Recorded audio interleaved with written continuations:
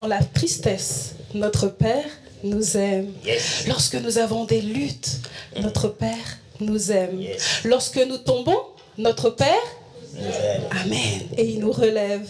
Alors, fort de cette assurance, Dieu nous aime, notre Père, et nous voulons garder les yeux fixés sur toi, toi le gloire de gloire qui a payé le prix pour que nous soyons libres. Et la parole nous dit que notre Dieu, Jésus, a été immolé. Il a été sacrifié pour nous à notre place. Quelle grâce!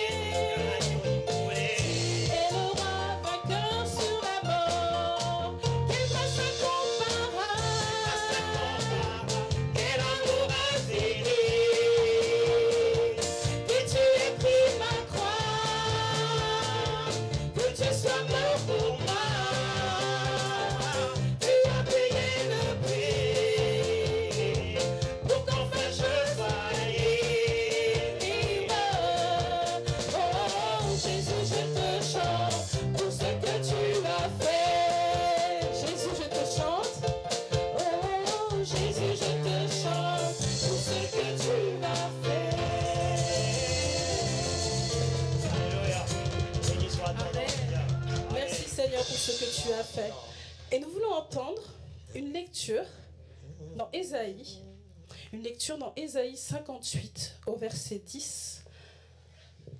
Et les personnes qui ont prévu de faire la lecture, on va vous écouter. Même si les montagnes se mettaient à bouger, même si les collines venaient à chanceler, mon amour envers toi ne bougera jamais, mon alliance de paix ne changera pas. Déclare l'Éternel, rempli de tendresse pour toi. Rien ne peut anéantir l'amour de notre Dieu. Et même si c'est un amour difficile à expliquer, nous avons la certitude que les montagnes ou même les collines les plus antiques, les plus anciennes, peuvent s'ébranler. son amour à lui ne bougera pas. L'apôtre Paul dira aussi dans le livre de Romains, au chapitre 8, versets 38 à 39, Romains 8, 38 à 39, qu'il est persuadé que ni la mort, ni la vie, ni les anges, ni les démons, ni les puissances, ni les hauteurs, ni la profondeur, ni aucune créature ne pourra nous séparer de l'amour de Dieu manifesté en Jésus-Christ. Que ces promesses nous aident à répondre à son amour ce matin, à répondre à son amour dans notre quotidien. Parce que quand nous sortirons, ce ne sera pas la fin de sa présence. Alors quand les montagnes chancelleraient, est-ce qu'on peut le chanter ce matin?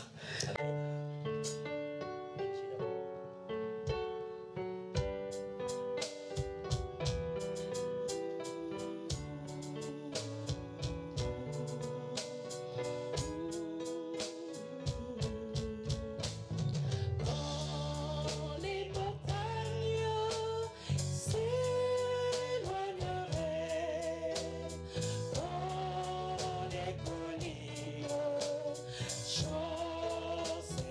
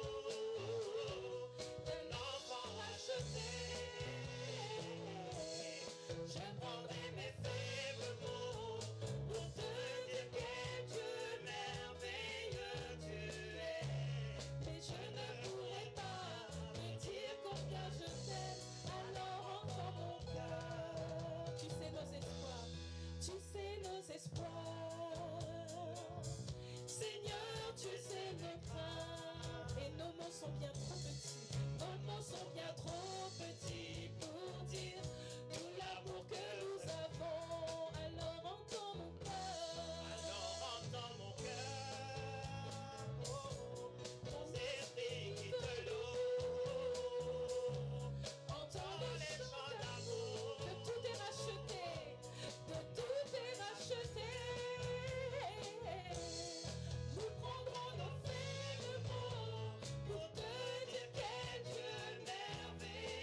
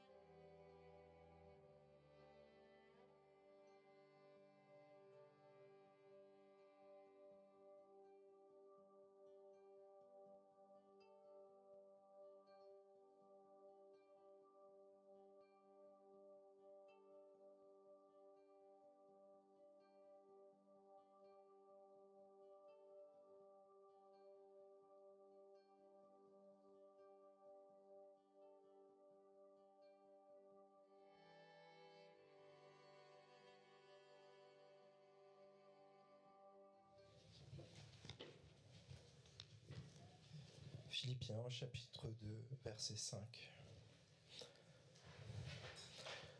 Que votre attitude soit identique à celle de Jésus-Christ.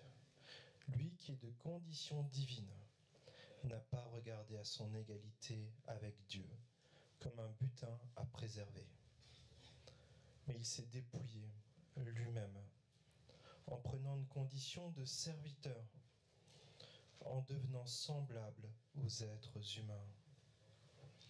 Reconnu comme un simple homme, il s'est humilié lui-même en faisant preuve d'obéissance jusqu'à la mort, même la mort sur la croix.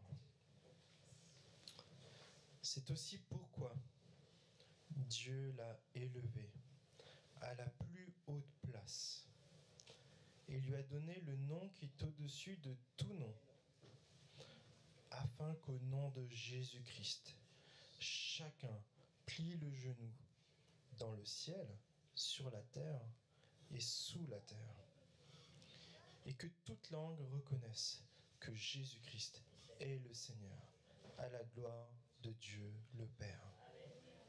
Ainsi, mes bien-aimés, vous qui avez toujours obéi, non seulement quand j'étais présent, mais bien plus encore maintenant que je suis absent, mettez en œuvre votre salut avec crainte et profond respect. En effet, c'est Dieu qui produit en vous le vouloir et le faire pour son projet bienveillant.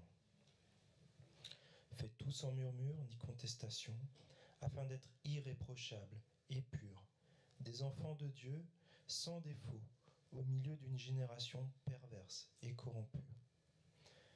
C'est comme des flambeaux dans le monde que vous brillez parmi eux, en portant la parole de vie. Ce texte nous rappelle plusieurs choses. Premièrement, c'est que Jésus a pris la décision de se dépouiller de sa gloire céleste, de tout ce qui lui appartenait, pour venir nous rejoindre dans notre misère, dans nos difficultés, y compris même dans nos maladies. Il a fait ce choix parce qu'il nous aime, parce qu'il a quelque chose de meilleur pour nous. Et nous sommes appelés à ressembler de plus en plus à Jésus-Christ dans tout ce que nous sommes, nos attitudes, comme nous l'avons vu, mais aussi à être ses témoins, à être sel et lumière dans ce monde, à présenter qui est Christ. Et c'est vrai que dans ce temps de Sainte Seine, nous voulons nous rappeler du sacrifice de Jésus-Christ pour chacun d'entre nous. C'est ce qui fait que nous sommes là, présents ici. C'est ce qui fait l'objet de notre foi dans cette espérance éternelle qui est sûre et certaine en Jésus-Christ. Mais c'est aussi ce qui explique pourquoi nous sommes dans ce monde, pourquoi nous sommes dans cette région, pour refléter Christ, témoigner de son amour, de sa gloire, en ayant les mêmes attitudes que Christ. Et alors que nous prenons la Sainte Seine, je nous invite à réfléchir à toutes ces choses, à être reconnaissant pour le sacrifice de Jésus-Christ, lui demander de nous donner des forces nouvelles pour que nous lui ressemblions davantage, et qu'aussi que nous puissions mettre en œuvre notre salut. Mettre en œuvre notre salut, c'est vivre pourquoi Christ nous a ressuscités, pour que nous soyons des enfants de Dieu. Et je vous propose simplement de prendre quelques secondes pour réfléchir à cela, puis je vais prier. Pendant ce temps, j'invite l'équipe de Sainte-Seine à s'approcher.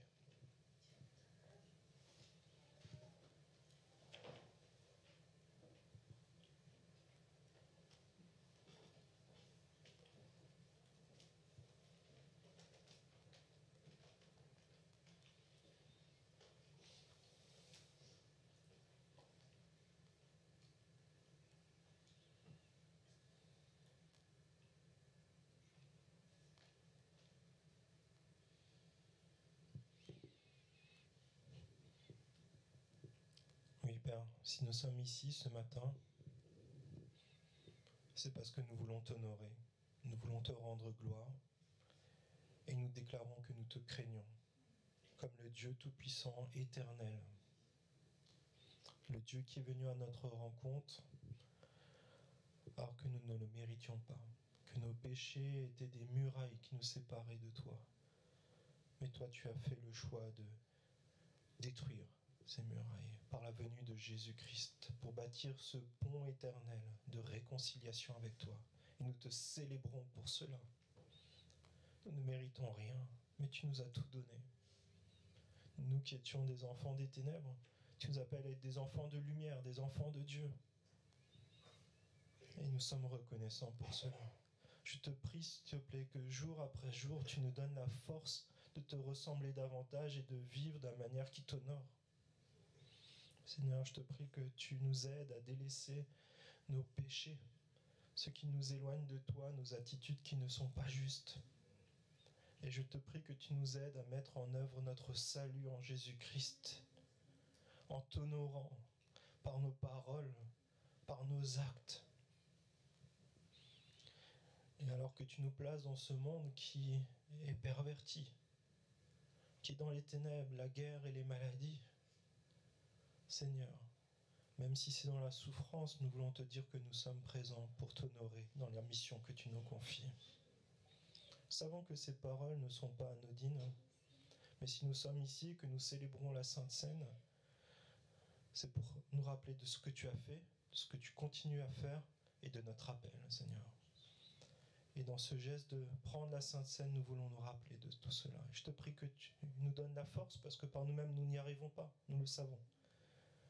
Mais avec toi, nous sommes vainqueurs des ténèbres, de la mort et du péché.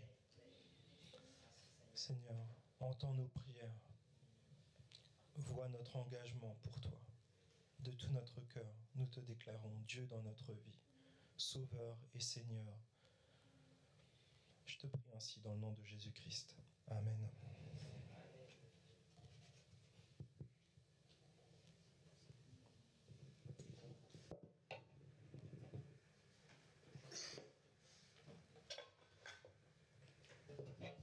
Si vous avez choisi de donner votre vie à Jésus, que c'est lui le premier dans votre quotidien, dans la façon dont vous prenez vos décisions, que c'est lui qui a payé le prix à la croix pour vos péchés. Participez à ce temps pour dire que vous ne vivez pas pour vous-même, mais pour Jésus-Christ. Alors bien sûr, on est faible, mais on peut lui faire confiance. Il nous soutient, il nous porte. Si peut-être vous n'avez pas encore pris cette décision, je vous invite à méditer ces paroles que nous venons de lire et que vous puissiez cheminer avec Christ. Et que la prochaine fois que nous nous réunirons pour célébrer la mort et la résurrection de Jésus-Christ, que vous puissiez vous-même dire « Je suis enfant de Dieu, j'ai choisi Jésus comme mon Sauveur et mon Seigneur ». Que ce soit un temps de fête, un temps de réjouissance.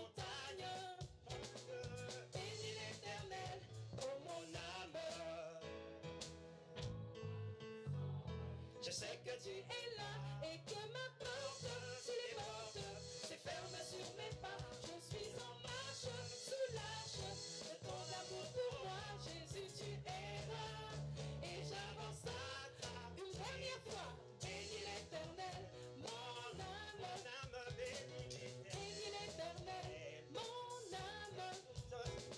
Sois émerveillé, sa fidélité ne dépendra pas des circonstances, c'est confiance. Bénis l'Éternel, mon âme. Bénis l'Éternel, mon âme. Écoute sa voix, écoute sa voix, écoute ta voix, déplacera toutes les montagnes. Bénis l'Éternel, oh mon âme. Alléluia.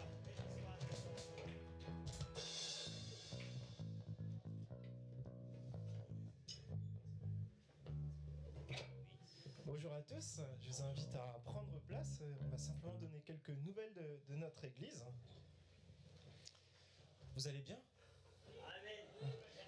Est-ce que vous avez déjà dit bonjour à votre voisin de gauche et de droite? Ou sinon derrière vous, c'est aussi possible, devant vous.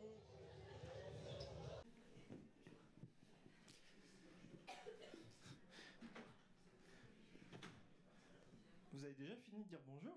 C'est rapide aujourd'hui, hein. Bon, sinon c'est pas grave, hein. Alors très content de pouvoir être ensemble pour adorer Dieu, apprendre à le connaître et nous réjouir de sa présence. C'est l'objet même de l'église, c'est de célébrer Dieu, l'adorer et de transmettre cette joie de connaître le Dieu qui nous a créés, qui nous appelle à lui. Alors, quelques nouvelles pour cette semaine.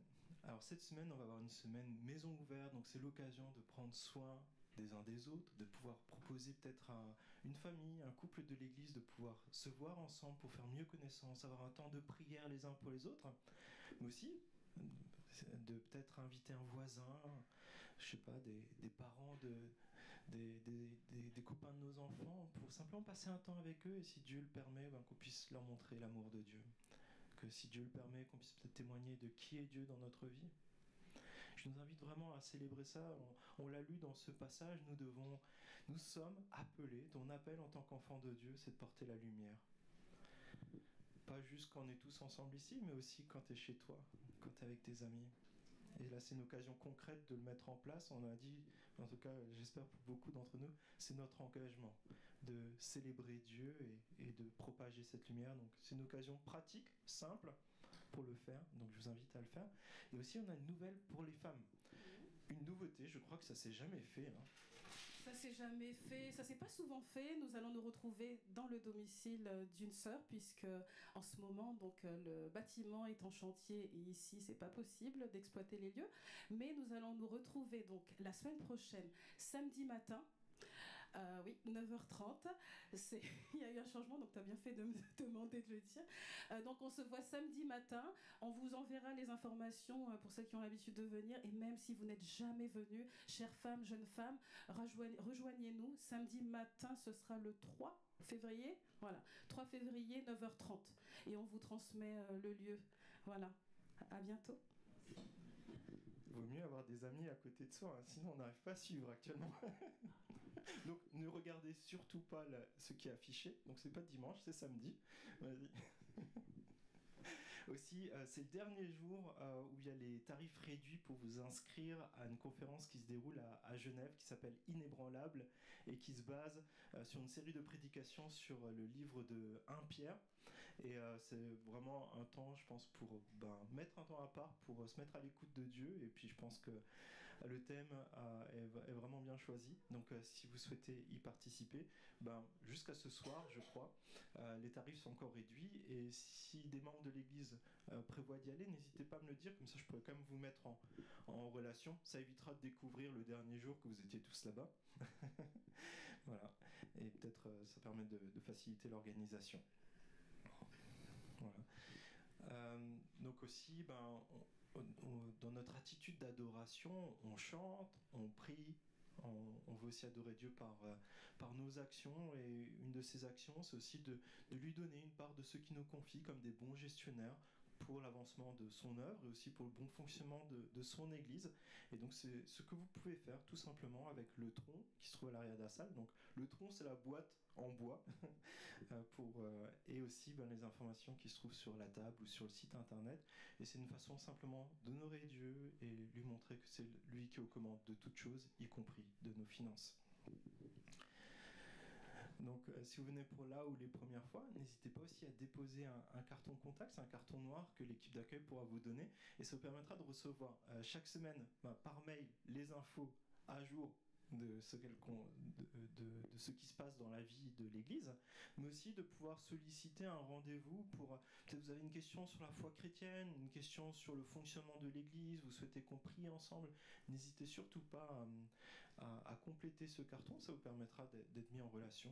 Aussi, si des personnes s'intéressent au baptême, on a une session de formation de baptême qui est en cours là, et donc n'hésitez surtout pas à vous manifester, on pourra cheminer ensemble, et puis aussi voir qu'est-ce que dit la Bible de la foi chrétienne, du baptême, et ça sera avec plaisir de cheminer ensemble pour ce bel engagement qui est le début de la vie chrétienne.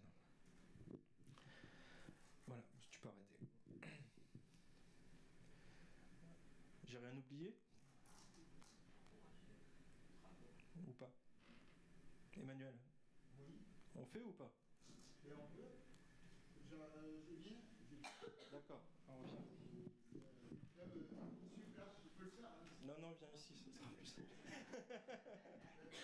Camille est trop court. Camille est trop court. D'abord, tu peux me lire. Non. En fait, Ouais. c'est je dirais que, comme le slogan le dit, une famille qui aime Dieu et qui aime son prochain. Donc, c'est un peu en fait des impressions, c'est pas un discours. Voilà, et je sais pas, ouais. Ouais. Ok, donc, je pense que depuis de longues années, nous avons prié. Cette église existe depuis 35 ans environ. Hein. Voilà, il y a eu beaucoup de choses qui se sont passées, des recherches de terrain, de nouveaux bâtiments. Et je crois qu'après presque 35 ans, Dieu nous fait la grâce aujourd'hui d'être bénis et d'avoir de nouveaux locaux dans lesquels nous allons entrer bientôt. Et je crois que en même temps que de nouveaux locaux, nous avons vu que tout le monde est un peu parfois coincé. On n'arrive pas à mettre comme on appelle, les pieds. On voit que la salle est devenue vraiment petite. Donc cela s'impose pratiquement à nous de partir d'ici. Donc gloire à Dieu.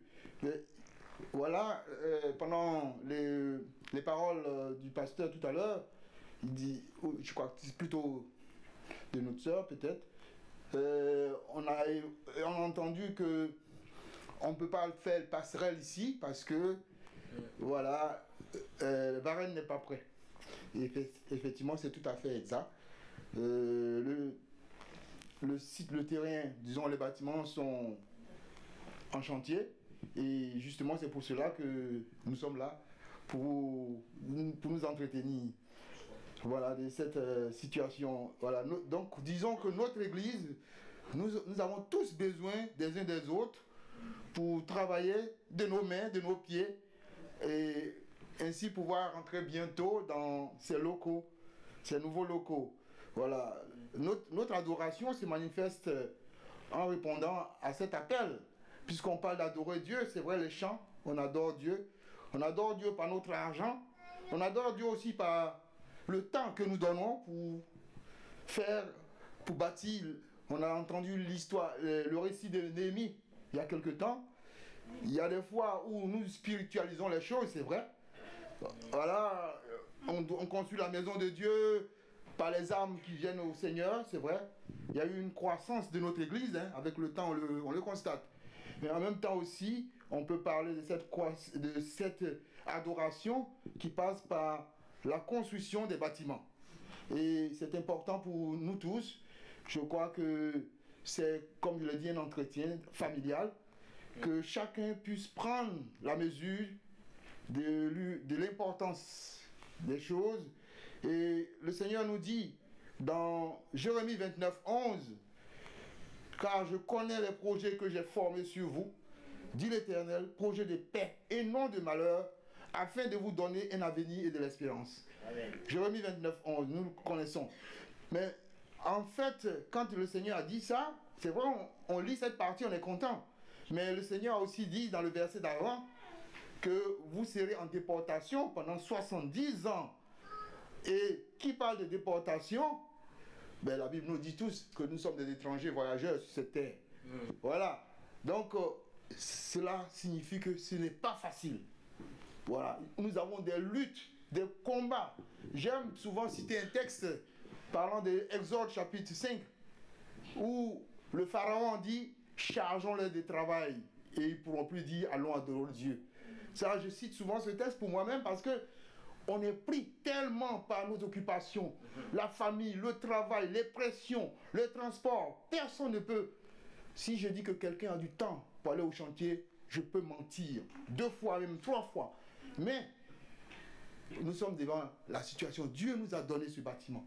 Qu'est-ce qu'on en fait pour que d'ici quelques temps, nous puissions y aller? Donc, voilà, il nous a dit qu'il connaît les projets qu'il a formés sur nous, des projets de paix, mais en même temps, il nous a dit que nous sommes en déportation. Et donc, la déportation signifie que ce n'est pas facile. Et vraiment, c'est pour nous encourager.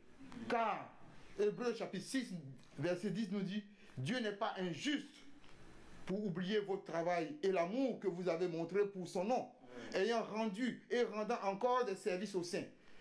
On dit Dieu n'est pas injuste. Tout ce que nous faisons, Dieu le note. Hein. Des fois, je dis, vous savez, chaque fois que tu viens là, tu parles à quelqu'un de Jésus, tu vas rendre service à quelqu'un, Dieu note.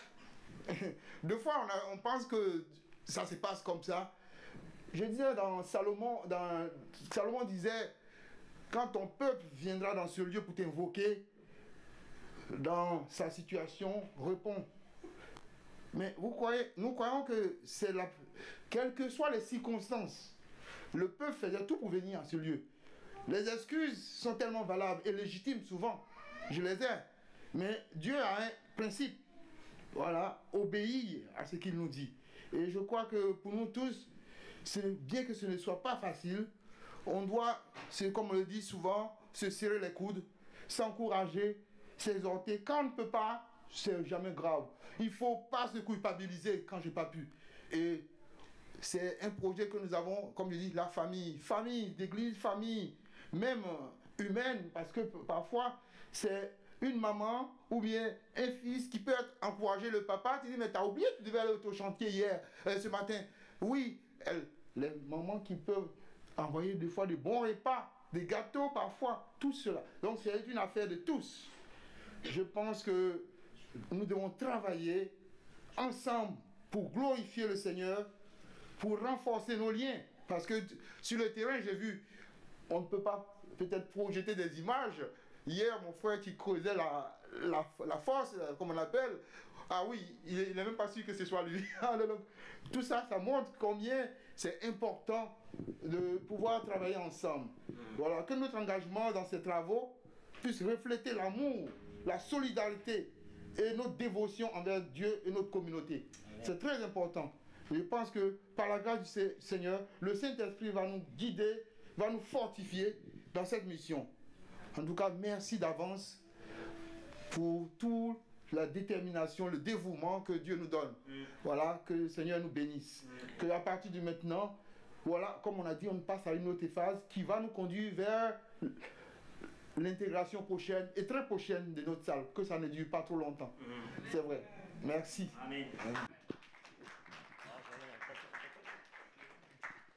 Merci Emmanuel. Donc Emmanuel, j'ai pas eu le temps de le présenter, il était tellement motivé, mais tu peux Emmanuel, donc il fait partie du conseil d'église et c'est aussi lui qui gère dans l'équipe de coordination le fait qu'il y ait des personnes sur le chantier, et aussi toute la partie un peu logistique et voilà, donc c'est pour ça qu'il s'est exprimé aussi pour donner un état des besoins et aussi de comment nous pouvons glorifier Dieu tous ensemble. Et j'invite Valdo, qui est notre prédicateur pour aujourd'hui, à s'approcher, puis je veux prier pour lui.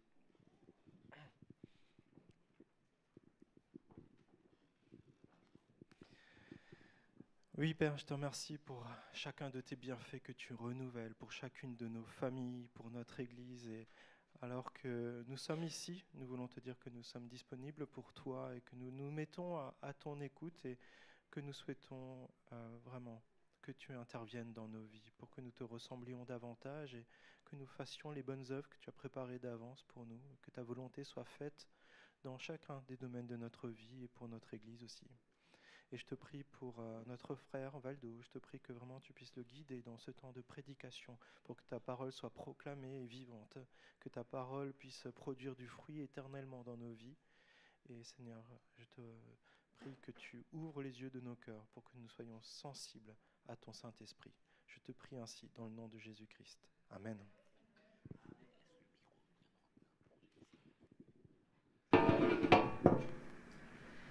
Bonjour à chacun. Je ne peux pas m'empêcher, ça n'a pas besoin d'enregistrer ce que je vais dire.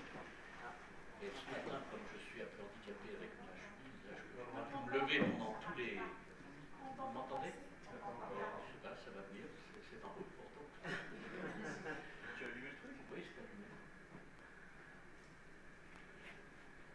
Je poursuis parce que c'est pour la prédication, mais comme j'étais assis pendant tous les cantiques, je suis un peu gêné pour voir ce qu'il y a devant, mais par contre, je voyais très bien ce qu'il y avait dans le couloir. Et j'ai été très édifié par le petit enfant Fréjus, qui vient juste de sortir de nous quitter, mais les parents pourront lui rappeler. Il a chanté avec son corps pendant les cantiques. Et c'était vraiment extraordinaire, parce qu'il était en plein dans le monde de l'Église, alors qu'il n'a que, je ne sais plus, voilà, 1 an et demi. Voilà. Et c'est donc un encouragement que je vais vous donner pour les parents d'encourager vos enfants à venir au culte. Alors je sais que la salle est trop petite pour avoir tout le monde pendant le culte, mais je garde des souvenirs de ma propre enfance, où je voyais par exemple une grand-mère. À l'époque, les offrandes, ce n'était pas un tronc dans le couloir, c'était un vieux monsieur qui passait avec une urne là, pour recueillir les offrandes.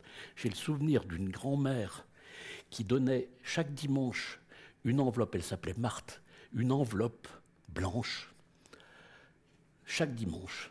Elle était très pauvre, mais chaque dimanche, elle était fidèle. Et ça, c'est des choses qui me sont restées. Et quand je vois Fréjus qui chante, il enregistre mieux que tous les Samsung et autres que vous pouvez avoir. Ça va rester dans sa mémoire toute sa vie. Voilà. Donc ça, c'est une parenthèse introductive pendant les réglages de micro. Voilà. Alors, donc, nous poursuivons notre série de prédications sur le livre de l'Exode avec Moïse qui avait dû fuir au pays de Madian suite au meurtre qu'il avait commis en voulant faire justice lui-même. Vous savez, il avait tué un Égyptien. Nous avions dit que Moïse avait eu 3 grandes périodes dans sa vie, périodes d'environ 40 ans chacune, 3 périodes, dans les 2 premières en tout cas, de formation. Sa jeunesse, où il a été choyé comme Fréjus par sa mère, par la fille de Pharaon aussi, et un temps ensuite de service chez Jéthro, cet homme qui est devenu son beau-père dans le pays de Madian, prêtre de Madian, donc Moïse était responsable de troupeaux, et il a même épousé une des filles de Jéthro. Et puis enfin, 3e période, un temps de formation et de service pour Dieu qui commence par ce contact surprenant de Dieu à Horeb, dans la région du mont Sinaï, si vous voyez cette région entre Israël et l'Égypte. Hein, voilà. Et donc là, avec cet épisode du buisson ardent que nous avons vu la fois précédente. Et aujourd'hui, le texte est assez long, mais je vous propose de le lire d'un trait, après quoi nous ferons une synthèse en 3 points de cette négociation entre Dieu et Moïse. Alors, les 3 points, alors je vais inviter mon épouse à venir lire parce que c'est une très longue lecture. C'est pas moi qui ai choisi les références des textes, mais donc pour m'épargner un peu, c'est Denise qui va lire. Et donc,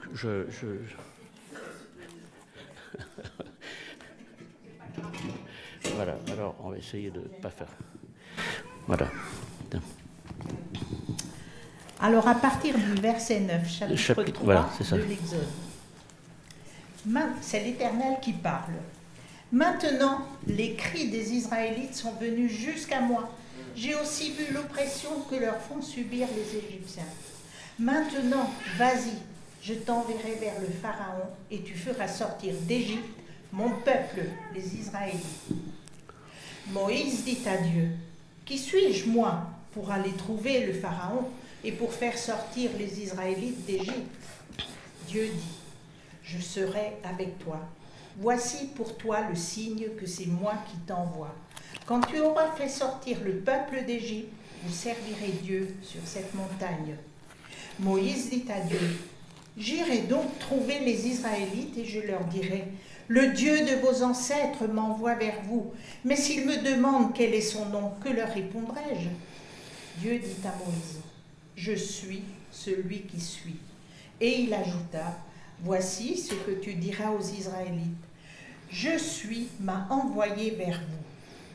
Dieu dit encore à Moïse, voici ce que tu diras aux Israélites. L'Éternel, le Dieu de vos ancêtres, le Dieu d'Abraham, le Dieu d'Isaac et le Dieu de Jacob m'envoie vers vous.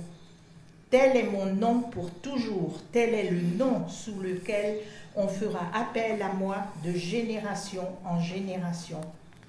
Va rassembler les anciens d'Israël et dis-leur, l'Éternel, le Dieu de vos ancêtres, m'est apparu, le Dieu d'Abraham, d'Isaac et de Jacob. Il a dit, je m'occupe de vous et de ce qu'on vous fait en Égypte. J'ai dit, je vous ferai monter de l'Égypte où vous souffrez, dans le pays des Cananéens, des Hittites, des Amoréens, des Phéréziens, des Hébiens et des Jébusiens, un pays où coule le lait et le miel. Ils t'écouteront. Tu iras avec les anciens d'Israël, trouver le roi d'Égypte et vous lui direz, l'Éternel, le Dieu des Hébreux, s'est présenté à nous. Permets-nous maintenant de faire 3 journées de marche dans le désert pour offrir des sacrifices à l'Éternel, notre Dieu. Je sais que le roi d'Égypte ne vous laissera pas partir à moins d'y être contraint par une forte intervention. J'interviendrai et je frapperai l'Égypte par toutes sortes de prodiges que j'accomplirai au milieu d'elle. Après cela, il vous laissera partir.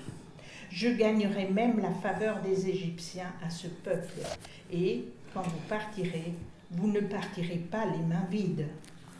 Chaque femme demandera à sa voisine et à celle qui séjourne chez elle des vases d'argent, des vases d'or et des vêtements. Vous les ferez porter par vos fils et vos filles et vous dépouillerez les Égyptiens. Chapitre 4. Moïse répondit, ils ne me croiront pas et ne m'écouteront pas. Au contraire, ils diront, l'Éternel ne t'est pas apparu. L'Éternel lui dit, qu'y a-t-il dans ta main? Il répondit, un bâton. L'Éternel dit, jette-le par terre. Il le jeta par terre et le bâton se changea en serpent. Moïse prit la fuite devant lui. L'Éternel dit à Moïse, tends ta main et prends-le par la queue. Il tendit la main et l'attrapa. Le serpent redevint alors un bâton dans sa main.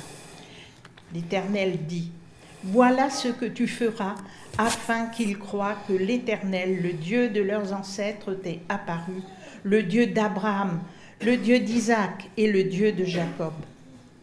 L'Éternel lui dit encore, mets ta main sur ta poitrine. Il mit sa main sur sa poitrine, puis la retira, et voici que sa main était couverte de lèpre, blanche comme la neige. L'Éternel dit, remets ta main sur ta poitrine. Il remit sa main sur sa poitrine, puis l'en retira, et voici qu'elle était redevenue normale. L'Éternel dit, S'ils ne te croient pas et n'écoutent pas le message du premier signe, ils croiront à celui du dernier signe. S'ils ne croient toujours pas, même avec ces 2 signes, et ne t'écoutent pas, tu prendras de l'eau du fleuve, tu la verseras sur la terre, et l'eau que tu auras prise dans le fleuve se changera en sang sur la terre. Moïse dit à l'Éternel, « Ah Seigneur, je ne suis pas un homme doué pour parler, et cela ne date ni d'hier ni d'avant-hier, ni même du moment où tu as parlé à ton serviteur. En effet, j'ai la bouche et la langue embarrassées. » L'Éternel lui dit, « Qui a donné une bouche à l'homme? Qui rend muet ou sourd, capable de voir ou aveugle? N'est-ce pas moi, l'Éternel?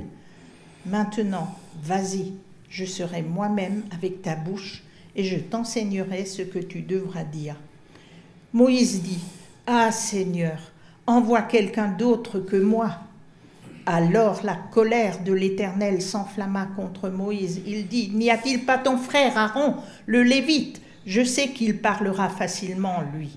Le voici même qui vient à ta rencontre. Quand il te verra, il se réjouira dans son cœur. Tu lui parleras et tu mettras les paroles dans sa bouche. Et moi, je serai avec ta bouche et avec sa bouche, et je vous enseignerai ce que vous devrez faire. C'est lui qui parlera pour toi au peuple. Il te servira de bouche, et toi, tu tiendras pour lui la place de Dieu. Prends ce bâton dans ta main, c'est avec lui que tu accompliras les signes. » Moïse s'en alla. De retour chez son beau-père Jéthro, il lui dit, « Laisse-moi retourner vers mes frères qui sont en Égypte pour voir s'ils sont encore en vie. » Jéthro dit à Moïse, « Vas-y, en toute tranquillité. » L'Éternel dit à Moïse dans le pays de Madian, « Vas-y, retourne en Égypte, car tous ceux qui en voulaient à ta vie sont morts. » Moïse prit sa femme et ses fils, les fit monter sur des ânes et retourna en Égypte. Il prit à la main le bâton de Dieu. L'Éternel dit à Moïse, « En partant pour retourner en Égypte, vois tous les prodiges que j'ai mis dans ta main, tu les feras devant le Pharaon. De mon côté, j'endurcirai son cœur, et il ne laissera pas partir le peuple. Tu annonceras au Pharaon, « Voici ce que dit l'Éternel, Israël est mon fils aîné, je t'ordonne de laisser partir mon fils pour qu'il me serve. Si tu refuses de le laisser partir, je ferai mourir ton fils aîné. » Pendant le voyage, à l'endroit où il passait la nuit, l'Éternel l'attaqua et chercha à le faire mourir. Séphora prit une pierre tranchante, coupa le prépuce de son fils et le jeta aux pieds de Moïse en disant, « Tu es pour moi un mari de sang. » Alors l'Éternel le laissa. C'est à ce moment-là qu'elle dit, « Mari de sang » à cause de la circoncision. L'Éternel dit à Aaron, « Va dans le désert à la rencontre de Moïse. » Aaron partit. Il rencontra Moïse à la montagne de Dieu et l'embrassa. Moïse informa Aaron de toutes les paroles de l'Éternel, celui qui l'avait envoyé, et de tous les signes qu'il lui avait ordonné d'accomplir. Moïse et Aaron poursuivirent leur chemin et rassemblèrent tous les anciens des Israélites. Aaron rapporta toutes les paroles que l'Éternel avait dites à Moïse et accomplit les signes sous les yeux du peuple. Le peuple crut. Ils apprirent que l'Éternel s'occupait des Israélites, qu'il avait vu leurs souffrances, et ils se prosternèrent et adorèrent.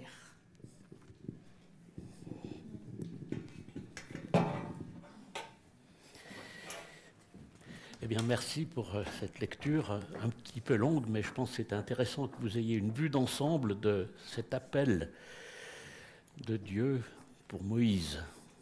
Emmanuel, tout à l'heure, nous a parlé d'un appel pour les travaux. Dans ce texte aujourd'hui, je ne savais pas qu'il y aurait cet appel pour les travaux aujourd'hui, mais là, Dieu a appelé Moïse pour un service précis. Donc nous allons voir trois éléments. Tout d'abord, Dieu, dans sa démarche pour appeler Moïse, et au travers de cela, certains traits caractéristiques de Dieu. Ensuite, nous verrons Moïse et son cheminement et ses réactions tout au long du texte.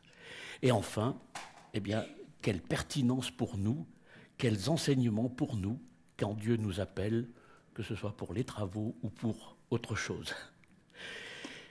Donc, premier point, qu'est-ce que dans ce texte nous apprenons sur Dieu, expert en négociation? C'est comme ça que je le caractérise. Pour ceux qui étaient présents le dimanche 31 décembre, dernier jour de l'année 2023, nous avons dressé, à partir du psaume 103, un bilan non exhaustif des ressources que David, le roi David, avait trouvées en Dieu, si vous vous souvenez, qui était là le 31 décembre. Levez la main pour que je me rende compte. Voilà. Vous avez, je l'espère, conservé la feuille que vous aviez reçue ce jour-là avec précisément la liste des bénédictions que nous avions en Dieu. Et nous allons poursuivre donc dans le même sens, dans la même veine avec notre texte d'aujourd'hui.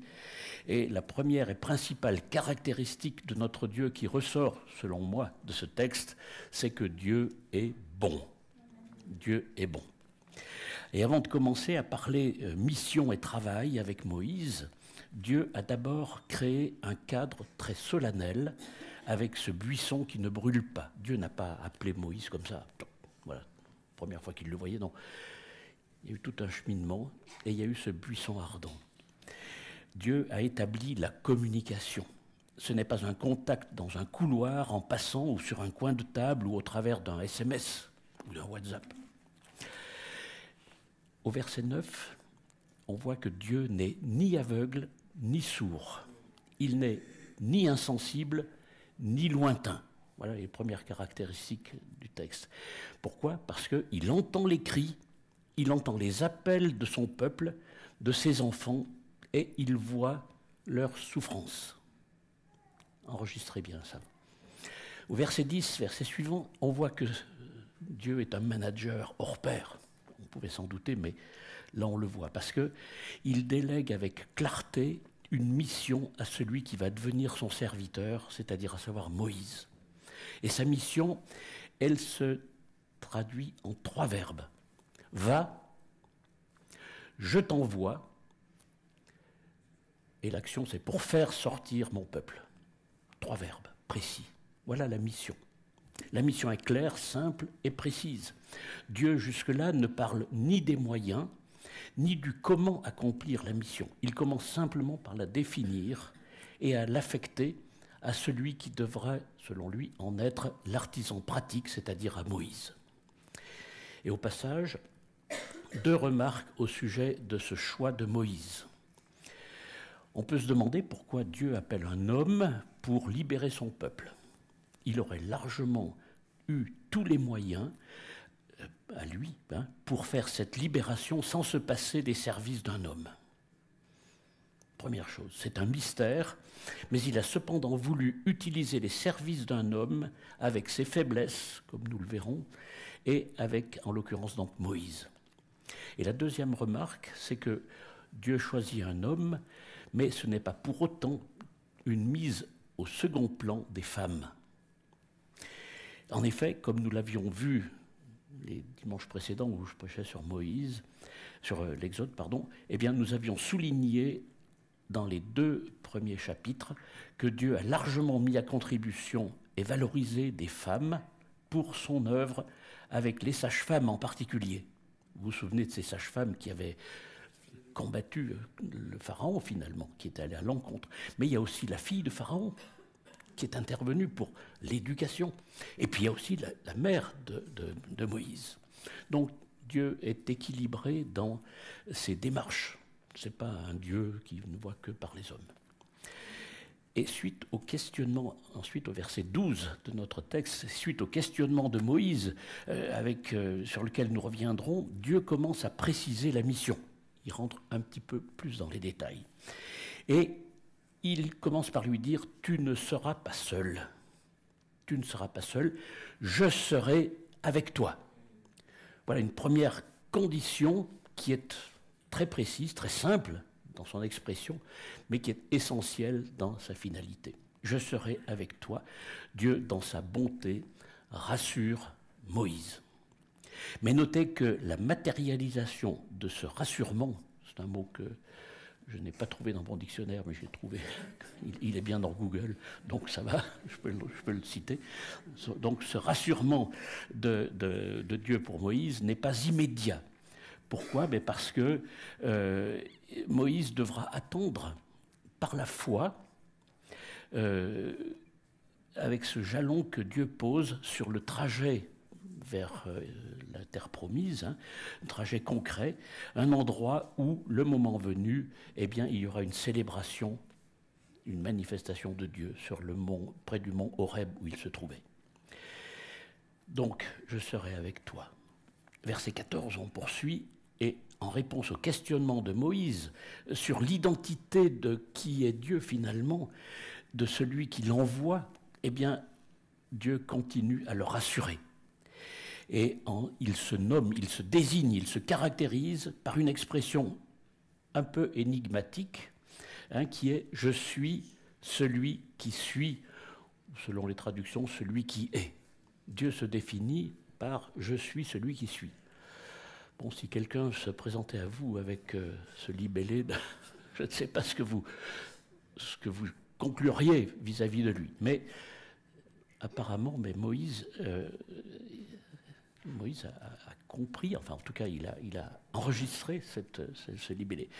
Voilà. Et d'ailleurs, cette déclaration, elle est reprise elle-même par Jésus, qui se positionne comme étant supérieur à tous ses adversaires, comme Moïse, par le fait de reconnaître Dieu comme celui qui est. Dieu se déclare supérieur à tous ceux qu'il pourra rencontrer. Donc, Dieu continue à rassurer. Vous voyez les qualités de Dieu quand il appelle.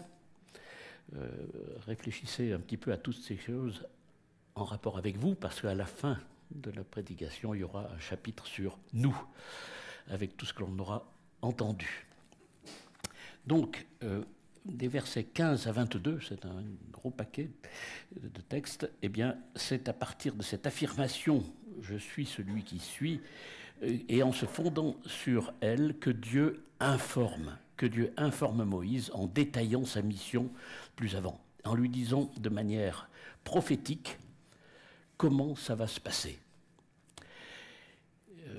Vous avez entendu le texte, donc Dieu raconte comment ça va se passer.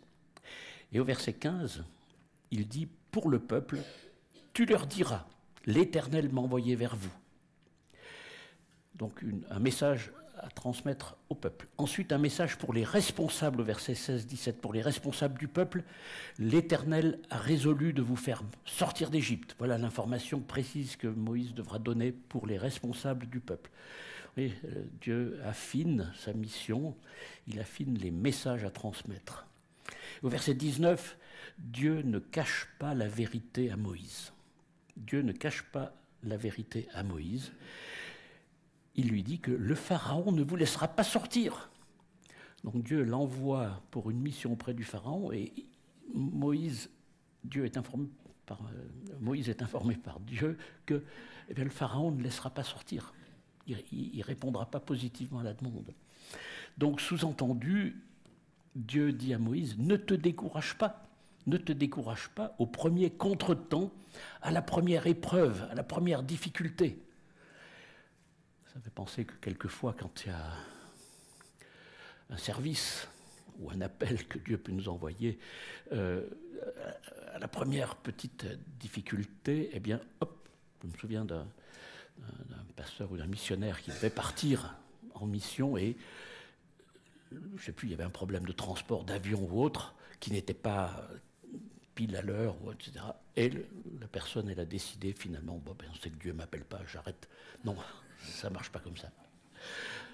Dieu dit à Moïse, tu devras faire face à des oppositions. Ensuite, chapitre 4, versets 2 à 9, Dieu équipe Moïse avec trois signes visibles. Alors, si vous avez écouté à la lecture, vous avez d'abord le bâton qui va se changer en serpent. Enfin, il l'équipe pour avoir des signes visibles et surprenants pour ceux qui seront autour de lui. Donc un bâton qui peut se changer en serpent, le pouvoir de se contaminer lui-même de la lèpre et de se guérir de la lèpre, et ensuite la capacité de transformer de l'eau en sang. Donc 3 signes qui vont accompagner Moïse pour attester de l'appel de Dieu. Et une remarque par rapport à ce bâton, il est distinct de Moïse. C'est pas le bras de Moïse, comme pour le problème de la maladie. C'est pas un élément du corps de Moïse, c'est un bâton. Voilà, Dieu se manifeste spécifiquement pour montrer sa puissance. Au verset 12, Dieu rassure Moïse au sujet de ses difficultés d'élocution. Il n'y a pas de problème de micro, mais un problème de langue un peu lourde. Et donc, au sujet de ses difficultés d'élocution, Dieu ne les nie pas. Il dit, mais non, c'est pas un problème. Enfin, il ne conteste pas l'existence de la difficulté d'élocution. Et pour un service, vous aurez peut-être des handicaps pour les travaux, ou que sais-je, pour n'importe quel service que Dieu vous donne. Mais là, Dieu, il répond à Moïse, eh bien, je serai moi-même avec ta bouche. Je serai moi-même avec ta bouche. Tu auras un micro incorporé. Donc Dieu reconnaît et accompagne nos faiblesses. Et il compense à sa manière nos défauts et nos limitations. Et n'est-ce pas extraordinaire cela pour nous aujourd'hui, hein? Et là j'ai une autre anecdote de mon enfance à vous livrer, parce que c'est quand même important et ça concerne directement la parole. Il y a un pasteur qui bégayait quand il vous parlait, comme je pourrais vous parler dans l'intimité, je dirais, il bégayait. Quand il prêchait, il ne bégayait plus. C'était extraordinaire. Voilà. Bon. Ensuite, on poursuit dans l'analyse des manifestations de Dieu. Et on voit que Dieu fixe des limites à sa patience, à sa bienveillance. Dieu est amour, oui. Mais il y a des limites. Et au verset 13, Moïse franchit la ligne blanche, il franchit la limite en déclinant l'appel de Dieu, en disant à Dieu, envoie qui tu voudras. Sous-entendu, pas moi. Et là, à la suite de quoi, que j'appelle les deux, alors c'est pas un footballeur que je vais citer, les deux Messi quelque chose, Messi de Moïse. Deux fois Messi de Moïse. Le premier, c'est verset 13, chapitre 3. « Mais s'il me demande quel est son nom de celui qui m'envoie ?» Cette question est légitime, si bien que Dieu lui répond avec ce fameux « Je suis celui qui suis » dont on a parlé. Et au verset 14 à 22, Dieu révèle et détaille tout son plan comme déjà évoqué. Et par contre, il y a un deuxième Messie, c'est au chapitre 4, verset 1. Mais un deuxième Messie, Moïse continue à se projeter dans sa mission que Dieu lui confie, et il commence à dire « Mais s'il ne me croit pas, mais si ceux à qui je dois parler ne me croient pas ». Et là encore, cette question est légitime, et Dieu donne 3 signes à Moïse pour l'aider donc à convaincre. C'est le bâton, la lèpre et l'eau changée en sang. Donc Dieu répond. C'est des questions légitimes. Voilà, il n'y a rien à dire. Dieu ne lui fait pas vraiment de reproches là-dessus. Hein. Voilà. Et jusque-là, les questions légitimes de Moïse reçoivent une réponse donc précise et affirmative, mais ces questions concernaient des personnes autres que lui, autres que Moïse. Elles concernaient Dieu, elles concernaient les signes, etc. Mais à partir du chapitre 4, verset 10, les arguments de Moïse reviennent vis-à-vis de sa propre personne.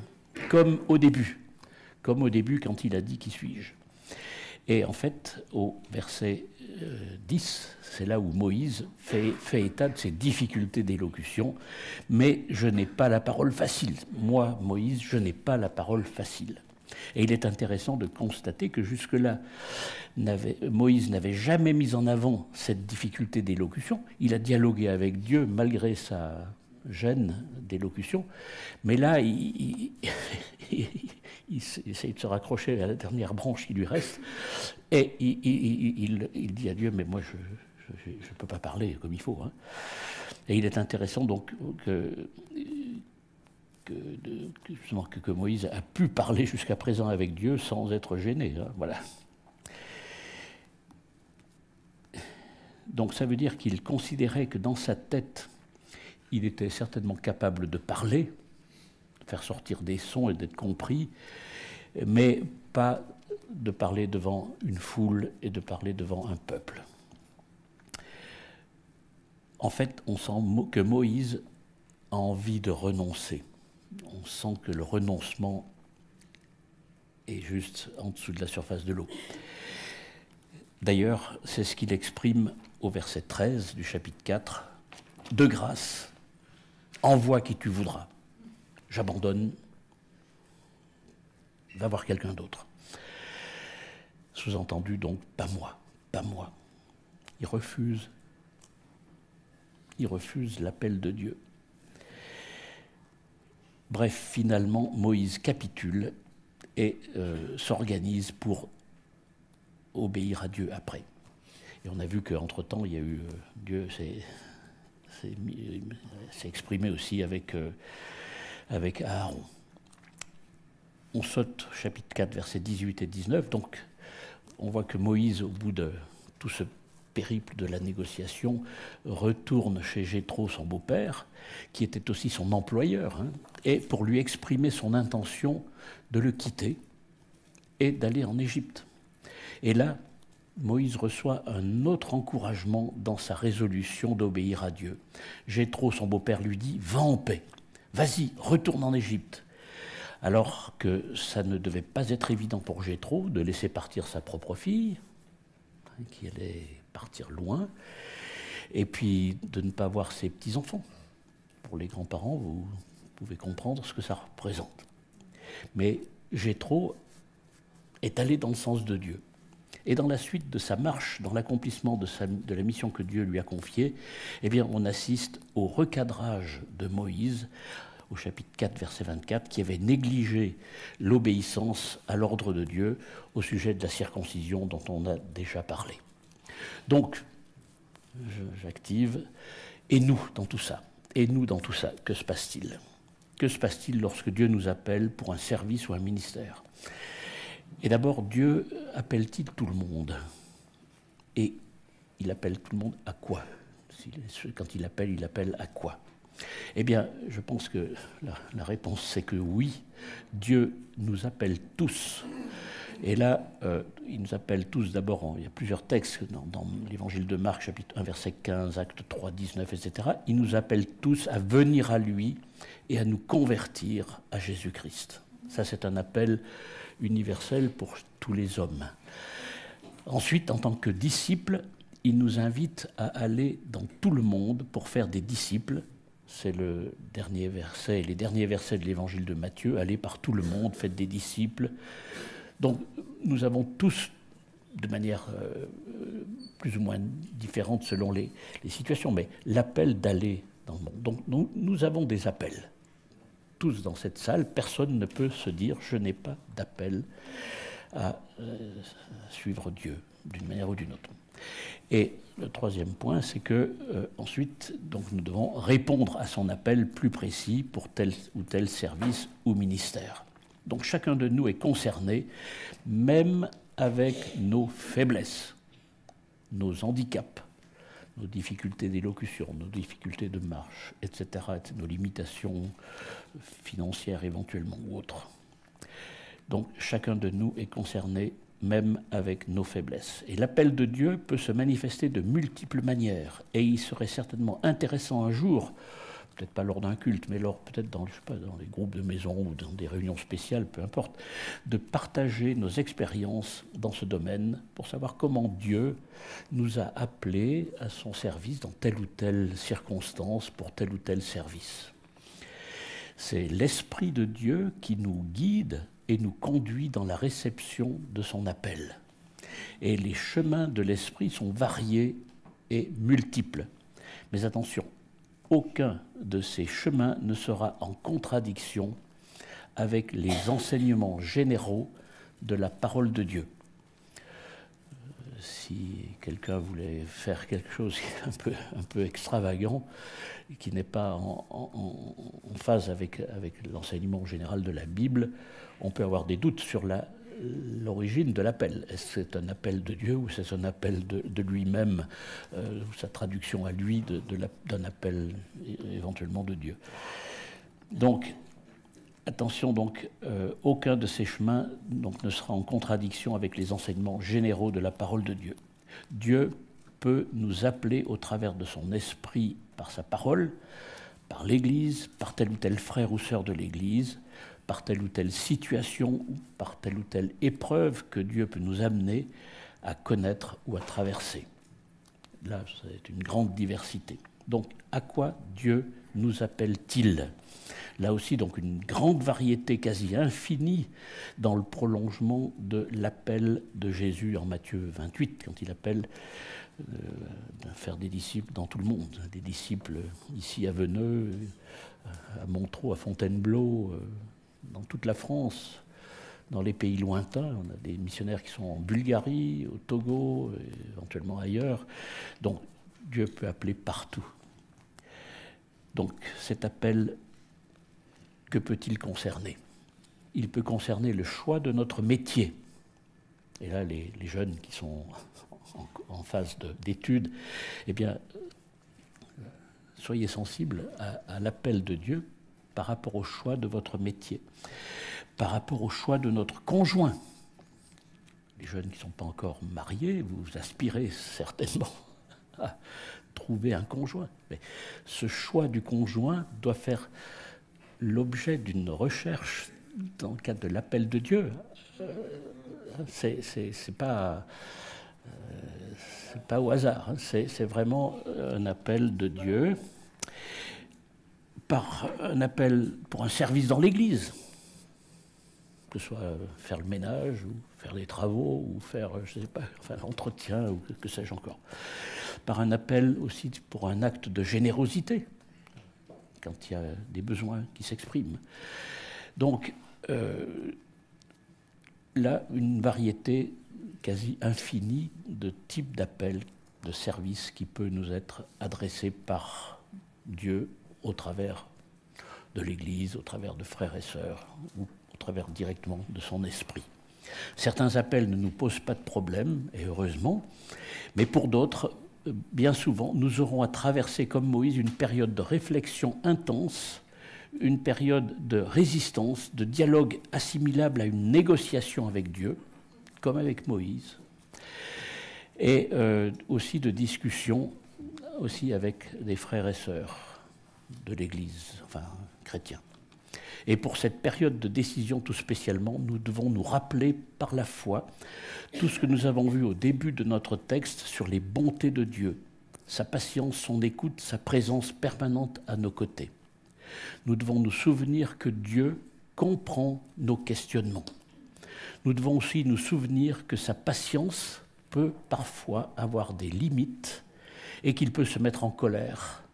Tirons-en les conséquences. Que ce soit pendant nos périodes de construction d'une décision, tout comme au cours de notre vie de tous les jours, ne dévions pas de la bonne trajectoire. Moïse a été recadré, il a dû donner un coup de barre à droite ou à gauche pour retrouver la trajectoire. Dieu peut aussi permettre que des Jéthro nous encouragent dans notre démarche, dans le sens de la volonté de Dieu. Sachons reconnaître ces encouragements comme venant de Dieu. Quand un frère ou une sœur que l'on estime nous dit « c'est bien », eh bien c'est un encouragement. Et au passage, sachons nous aussi être des Jéthro avec nos frères et nos sœurs dans l'Église, nos proches dans nos familles, nos enfants, nos petits-enfants, etc., lorsqu'ils sont dans des phases de décision devant Dieu. Par ailleurs, dans les situations où nous sommes nous-mêmes en situation de faire un appel auprès d'autres, auprès de quelqu'un d'autre pour un service, que ce soit dans l'Église, dans notre famille ou dans nos activités quotidiennes, inspirons-nous des vertus de Dieu en matière de patience, de clarté, de bonté, d'écoute et d'encouragement. Sachons contribuer à mettre au travail ceux que l'on appelle, même avec leur faiblesse, avec ceux qui ont la bouche et la langue embarrassées ou ceux qui boitent. Que le Seigneur nous conduise donc dans nos réflexions, nos réactions, nos décisions lorsqu'il nous appelle. Je vais prier. Si les musiciens peuvent déjà juste venir pour le dernier chant, je m'excuse pour l'horaire, mais bon, il y a eu beaucoup de... Donc, le chant, c'est un vieux cantique, parce que j'ai cherché des paroles qui cadrent avec... le rassurement justement de Dieu vis-à-vis de Moïse, ne crains rien, je t'aime. Donc je prie et puis nous chantons. Seigneur, que tu puisses nous conduire dans cette réflexion sur l'appel de Moïse, sur notre propre appel, où que tu nous places, Seigneur, que tu nous précède, que tu nous inspires, que tu nous accompagnes et que nous sachions, Seigneur, vaincre les résistances, nos propres résistances, comme Moïse a appris à le faire. Sois béni pour ta patience envers nous, au nom de Jésus. Amen.